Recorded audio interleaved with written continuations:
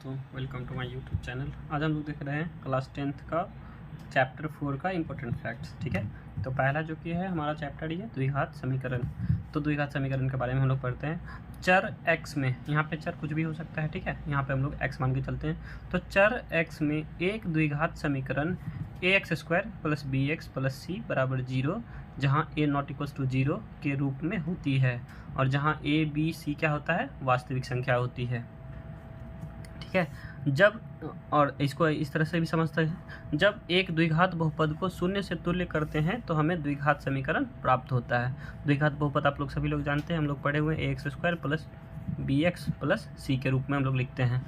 मानक रूप जो होता है वो द्विघात समीकरण का होता है ax² + bx + c = 0, जहाँ a 0 के बराबर नहीं होना चाहिए। ठीक है, अब देखिए मूल क्या होता है। द्विघात बहुपद एक वास्तविक संख्या अल्फा, ठीक है, इसको अल्फा पढ़ते हैं। अल्फा द्विघात समीकरण ax² + bx + c का एक मूल कहलाती है यदि a α² यानी कि जहाँ पे भी x होगा, वहाँ पे हम लोग अल्फा रखेंगे। α² + b × अल्फा + c = 0। अगर हम लोग x के जगह पे अल्फा का मान रख देते हैं तो हमारा जो कैलकुलेट करते हैं द्विघात समीकरण, अगर वो 0 के बराबर हो जाती है तो वो जो अल्फा एक वास्तविक मान, यहाँ पे एक वास्तविक मान कुछ भी हो सकता है, अल्फा, बीटा, के, कोई भी संख्या हो सकती है। अगर हम लोग x के जगह पे रखते हैं और वो अगर 0 के बराबर हो जाती है तो उसको हम लोग बोलते हैं मूल। ठीक है, द्विघात बहुपद के, और हम लोग द्विघात बहुपद में क्या निकालते थे, उसको शून्यक बोलते थे। तो द्विघात बहुपद ax² + bx + c के शून्यक और द्विघात समीकरण ax² + bx + c के बराबर 0 के मूल एक ही होते हैं। शून्यक और मूल एक ही होते हैं। बहुपद रहेगा तो हम लोग शून्यक बोलेंगे और जब हम लोग द्विघात समीकरण पढ़ेंगे तो हम लोग उसको मूल बोलेंगे। ठीक है, जैसा कि हम लोग बनाते भी हैं।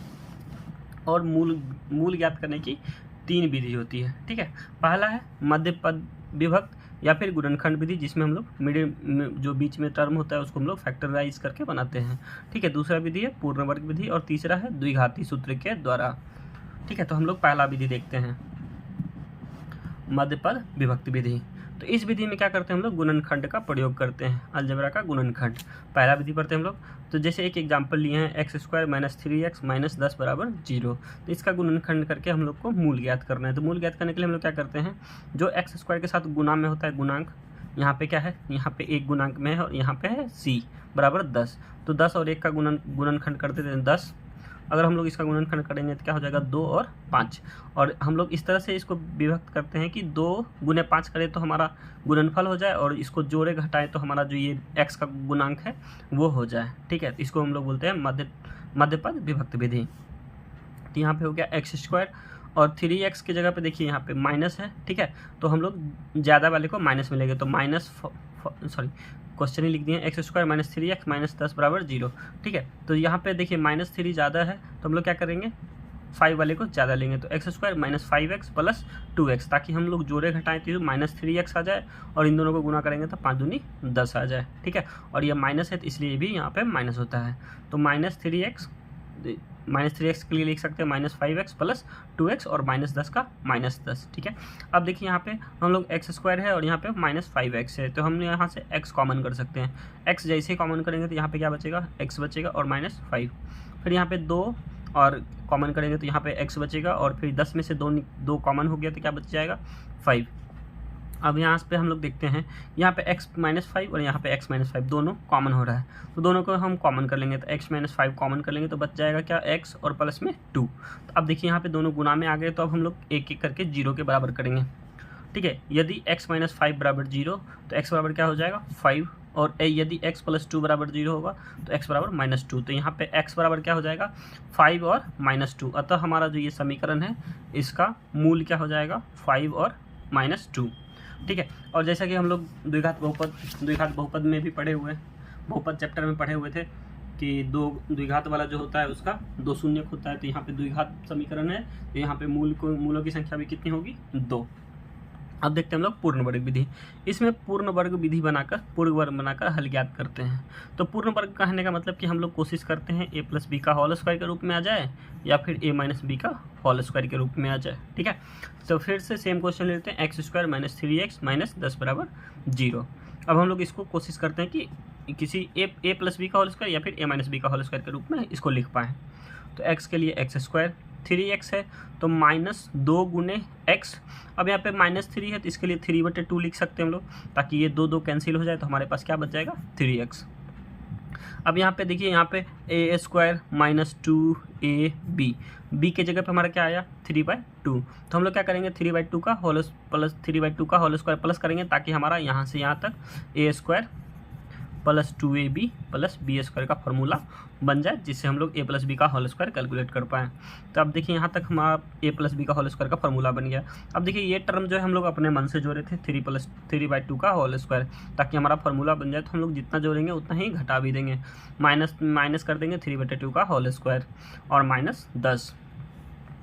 अब यहाँ पे देखिए यहाँ तक फॉर्मूला बन रहा था, हम लोग फॉर्मूला लिख लिए x - 3 का होल स्क्वायर और माइनस जब इसको कैलकुलेट तो -9/4 और -10। ठीक है, फिर आगे हम लोग बनाते हैं।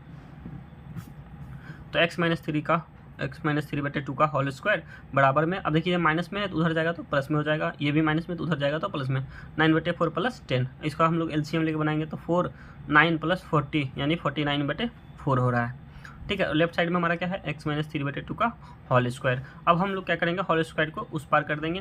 तो अब इस साइड होल स्क्वायर तो राइट साइड में जाएगा, बराबर के उस साइड जाएगा, वो क्या हो जाएगा √ और जब √ करते हैं हम लोग तो उसका जब जो भी मान निकलता है वो प्लस माइनस में निकलता है। ठीक है, यहाँ पे हो जाएगा +-7/2। ठीक है, तो x का मान कितना है x - 3/2 बराबर +-7/2। अब हम लोग क्या करेंगे -3/2 है तो उधर भेजेंगे तो क्या हो जाएगा +3/2। हम लोग करेंगे क्या x बराबर 3/2 +-7/2। अब एक बार क्या करेंगे प्लस लेंगे और एक बार माइनस लेंगे। तो x का मान अगर हम लोग प्लस लेते हैं 3/2 + 7/2, एलसीएम निकाल के करते हैं तो x का मान कितना आया 5। और जब हम लोग माइनस लेते हैं तो x बराबर 3/2 - 7/2, जब हम लोग कैलकुलेट करते हैं तो कितना आता है -2। अतः x का मान कितना हो गया x 5 और -2। ठीक है, दोनों सेम है। हम लोग देखते हैं द्विघाती सूत्र।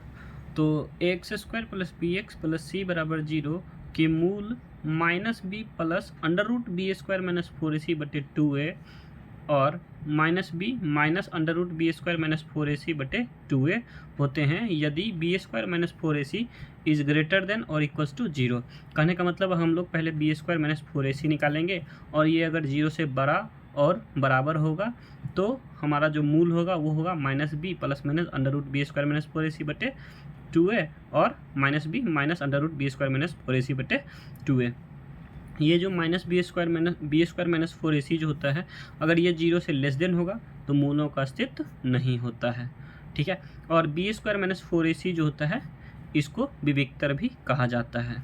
और इसलिए यदि b² - 4ac ग्रेटर देन 0 या d ग्रेटर देन 0, दोनों एक ही चीज़ है। ठीक है, b² - 4ac 0 से बड़ा हो या 0 के बराबर हो तो समीकरण हमारा जो द्विघात समीकरण होता है ax² + bx + c का जो मूल होगा वो होगा x बराबर -b ± √b² - 4ac/2a। और यहाँ पे प्लस माइनस कहने का मतलब एक बार प्लस रखेंगे और एक बार माइनस रखेंगे तो दो मूल होंगे।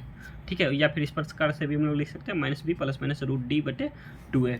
ठीक है, तो द्विघाती सूत्र से भी अब हम लोग एक बार हल करके चेक कर लेते हैं। और यहाँ पे थोड़ा सा मूलों की प्रकृति के बारे में पढ़ लेते हैं एक बार। ठीक है, यदि b² - 4ac ग्रेटर देन 0 होगा, 0 से बड़ा होगा तो दो भिन्न भिन्न वास्तविक मूल होगा। ठीक है, और यदि b² - 4ac 0 के बराबर होगा तो दो बराबर वास्तविक मूल होते हैं। मूल एक ही निकलता है लेकिन वो दो बार का काउंट किया जाता है।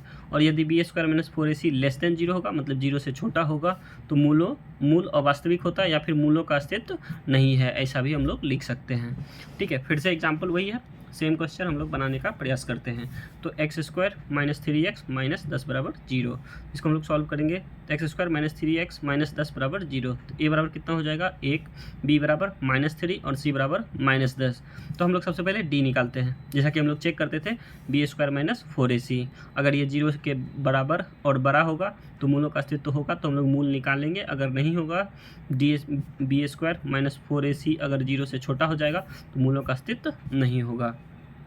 तो हम लोग निकालते हैं सबसे पहले d, b² - 4ac, तो -3 का होल स्क्वायर करेंगे जो कि b का वैल्यू है, c और abc कहाँ से आता है, तो ये गुणांक होता है, x² का गुणांक a होता है जो कि मानक रूप होता है ना, x² + bx + c = 0। तो जो भी माइनस होता है उसको हम लोग साथ में काउंट करते हैं। तो यहाँ पे देखिए बी स्क्वायर माइनस 4ac, तो -3 का स्क्वायर करेंगे -4 गुना 1 गुने -10, तो 3 का स्क्वायर करेंगे तो 9 हो गया, और 4 गुने 10 40, और माइनस गुना माइनस प्लस, यहाँ हो गया 49। ठीक है, अब देखिए ये 49 जो है वो 0 से बड़ा है, तो मूलों का अस्तित्व होगा, तो हम लोग निकालेंगे, और मूल जो होगा वो दो भिन्न भिन्न होगा।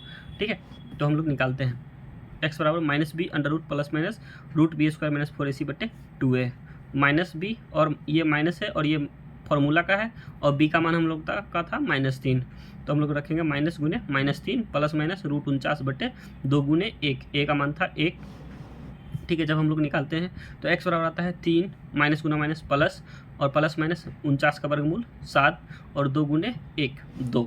ठीक है, तो x का मान होता है, एक बार प्लस रखेंगे 3 प्लस 7 बटे 2, और एक बार होता है 3 माइनस 7 बटे 2। ठीक है, जब हम लोग निकालते हैं तो x बराबर होता है 10 बटे 2 और -4 बटे 2। जब कैलकुलेट करते हैं तो x बराबर 5 और x बराबर 5 और दूसरा मान आता है -2। ठीक है, तो ये था हमारा चैप्टर 4 का इम्पोर्टेंट पॉइंट्स। ठीक है, फिर मिलते हैं नेक्स्ट वीडियो में।